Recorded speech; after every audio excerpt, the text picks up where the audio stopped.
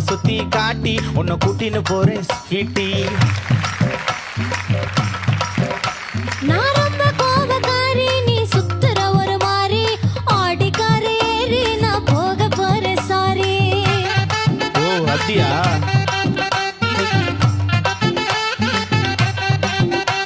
நான் வைக்க மாட்டேன் தாடி, நீ வேணா எனக்கு போடி. இந்த மாமாவை தான் தேடி உன் தங்கச்சி வர ஓடி. நான் வேணா சொன்னா நீ கோச்சிக்காத அம்மா, உன்னை மட்டும் தாண்டா பிடிக்கும் என் கோபக்காரமா.